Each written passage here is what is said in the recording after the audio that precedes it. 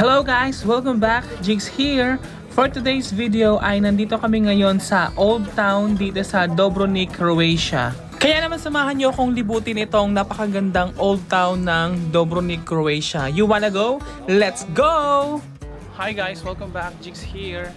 For today's video, andito kami ngayon sa Dubrovnik, Croatia. Kasama ko si Majoy and si Francis.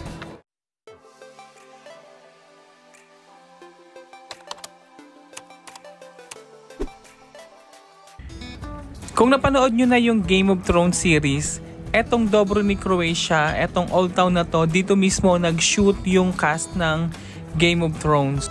Dito nila shoot yung mga eksena nila sa King's Landing. Sa sobrang ganda ng panahon ngayon, ma-appreciate mo talaga yung ganda ng view dito sa Old Town, dito sa Dubrovnik. And kapansin-pansin na maraming turista today kasi may mga kasabay din kaming ibang mga cruise ships. Kaya expected talaga na ang daming tao sa town. Sa sobrang ganda ng panahon nila ngayon, medyo parang may hawig na sa Pilipinas yung panahon nila, yung init ngayon dito. Pero sulit naman yung aming paglalakad kahit nabilad kami sa araw. Maganda naman yung view na aming nakikita. Hello! Shout out nga po pala kay Madam Lolit and Sir Nestor Samudio from Pasig City. Yes, we're here in Croatia. Croatia. So ayun na nga, at habang paakyat kami, meron kami nakitang signage na papuntang pababa, Art Studio daw. Kaya naman sisilipin namin kung ano yung itsura ng Art Studio.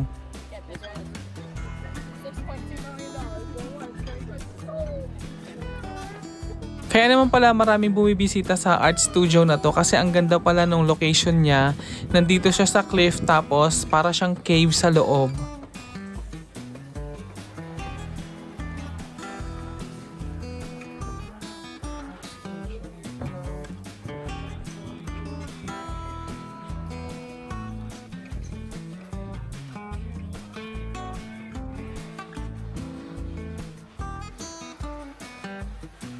Did you make this all? Ang galing naman ni ate, ang taray ng art studio niya. Nasa kuweba. Actually, ang mahal din ng mga tinitinda niya kaya hindi rin natin afford bumili. So, silip-silip portion lang tayo. So ayun na nga ladies and gentlemen, akyatan portion pa rin tayo for today's video. Medyo nakakahingal na kasi nakakailang steps na rin kami ngayon. Grabe, hinihingal na ako. Actually. Puro hagdan. Bakit may bayad ba?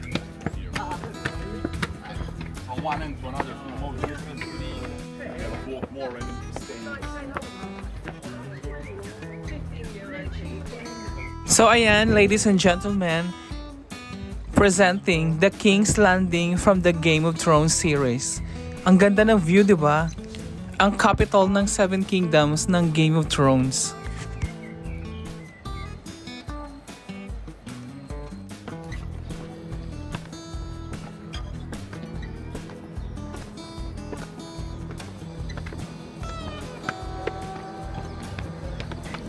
Etong pinuntahan namin dito sa taas, dito rin daw pala nag-shoot yung ibang cast ng Game of Thrones dito sa loob ng may pintuan na yan sa likod ko. And tingnan nyo naman ladies and gentlemen, ang ganda ng view ng King's Landing ng Game of Thrones. May pangbayad ka ba? Pumamasok ka dyan. Yan, dyan. Diyan kami pumunta. Kami ba napasok? Yes, yes, yes.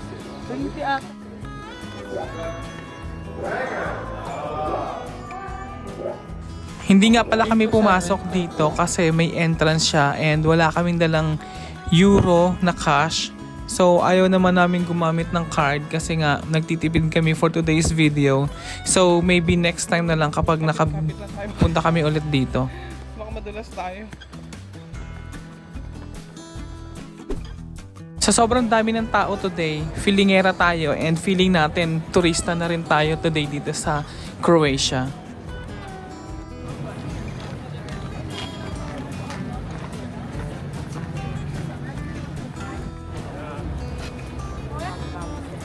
Welcome to the King's Landing. Mamaya na, pagbalik na lang.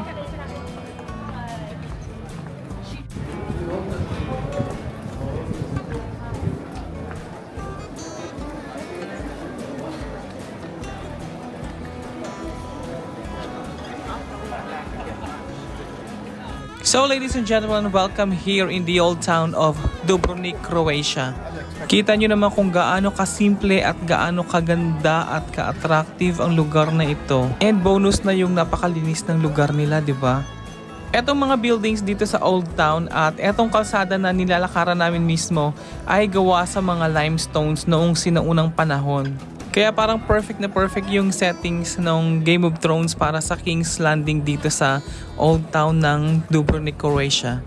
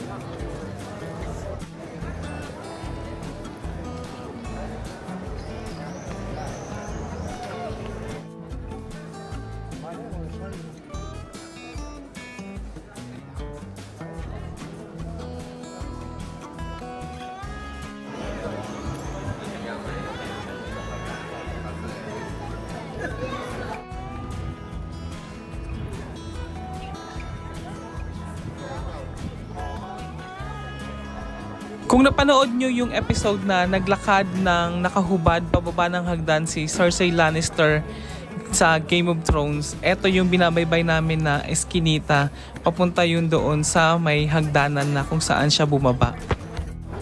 Pumuntahan namin yung kung saan naglakad si Cersei Lannister. So eto yun. Ito na yung Walk of Shame. Kung saan bumaba si Cersei Lannister.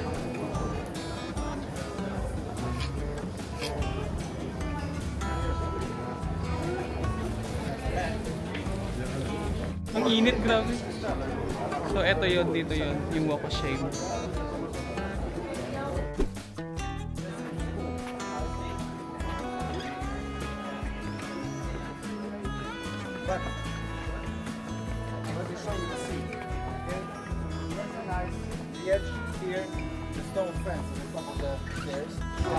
Yung pinapakita ng tour guide yan.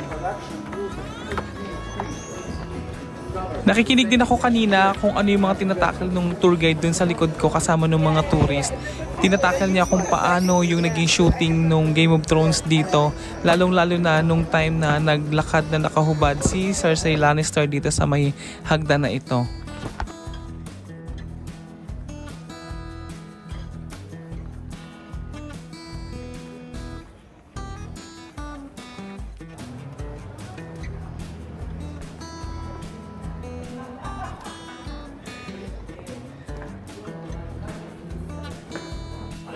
Naligaw na ako. Sakit. Liga, tanga ka pa naman.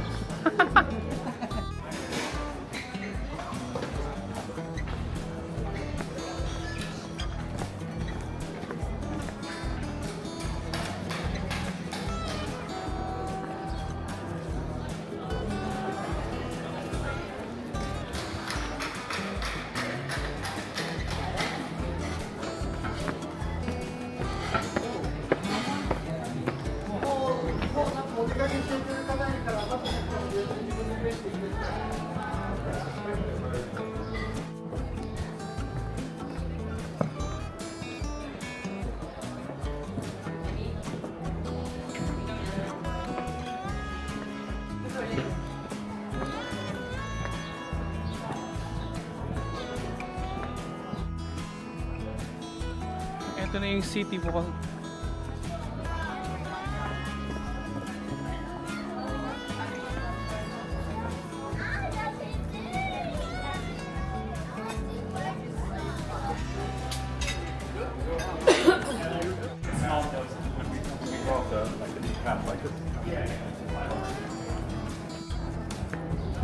Can you do that from here?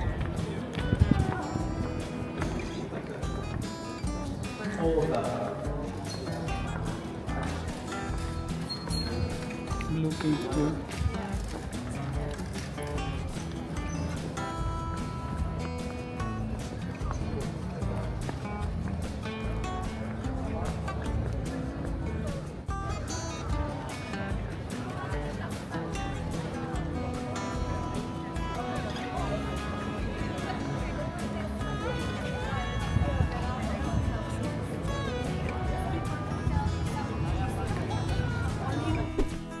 At meron nga rin palang souvenir shops dito na para sa mga fans ng Game of Thrones.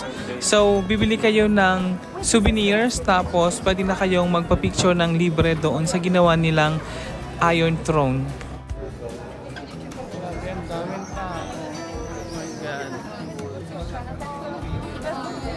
Kaya maraming mga turistang dumadaan dito sa iskinita na to kasi maraming mga restaurant dito. Tapos bukod pa dyan, nandito yung souvenir shops para sa mga fans ng Game of Thrones. Tyrion Lannister. Haba na po. So you take a picture of the throne as well.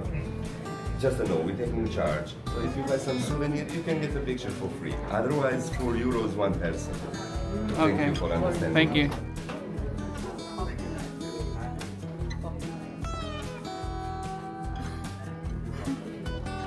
Magandang souvenir. Kaya naka-stress naman. Na-stress naman ako. Anong bibilhin?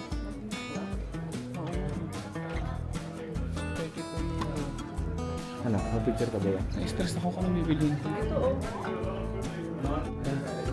Magkano ba? Get for? Ang tanong magkano naman? Para pero dapat apat. Hindi lang ko 11 euro. Para makapagpa-picture ka ng libre na nakaupo dyan sa Iron Throne, kailangan mo muna bumili ng kahit anong souvenirs.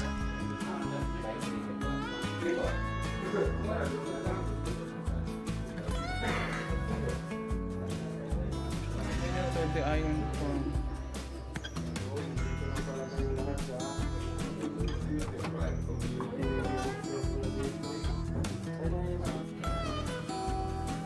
Ito na lang. Magkano yung post? 11.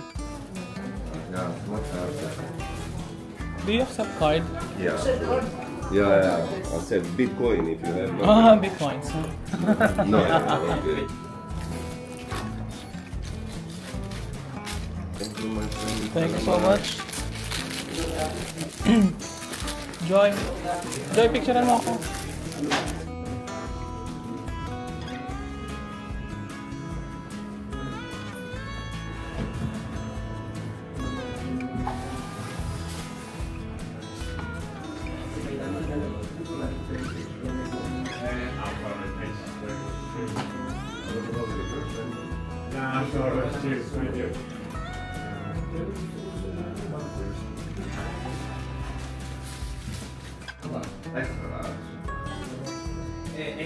XL.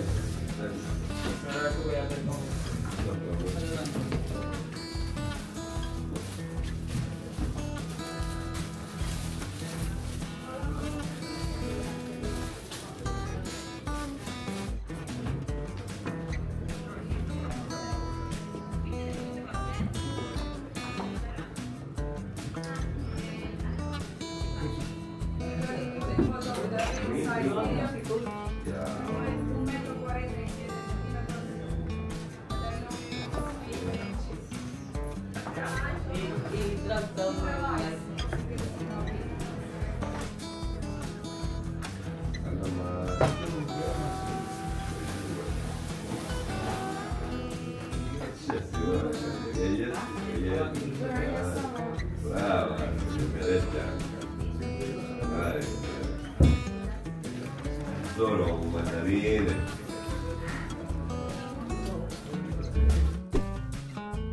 Rossinis. Ah, iba-iba siya. Per ano siya, parang isang Per slice ano? siya. Isang malaking slice lang. At dahil nga late si Majoy kanina, siya yung manlilibre sa amin for today's video. And thank you so much Majoy sa papizza mo ngayon dahil late ka, you deserve it. Charis! Mortadella ng burrata. Ito, Brusini. Ay, ito yung brusini. Hindi, iba yung Ano ba yung order mo sa'yo? Ano? Spice salami. Thank you! Thank you! You too, bye! Magkaroon? Magano? Baba? Magbaba yata eh. At dahil nga wala na kaming oras para mag-dine in, so nag-take out na lang kami ng pizza. Yung pinuntahan namin, ang nakalagay doon kasi Brusinis, kaya medyo na-curious kami kung ano yun. And parang malaking slice ng pizza siya na 2 flavor. Masarap. Sige, subo. Is it? Eat, eat, eat. Scary. O diba, ang sarap talaga ng feeling kapag libre yung pagkain. Siya na happy sa Masarap po. Masarap. Ang dami naman. Ang dami ng kamay ko. Ay. Ay, kaya? Ang laki.